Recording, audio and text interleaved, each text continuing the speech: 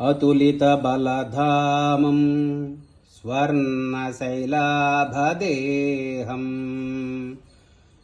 धनुजवनकृशानं ज्ञानिनामग्रगण्यं सकलगुणनिधानं वानराणामधीशं रघुपतिप्रियभक्तं वातजातं Namami.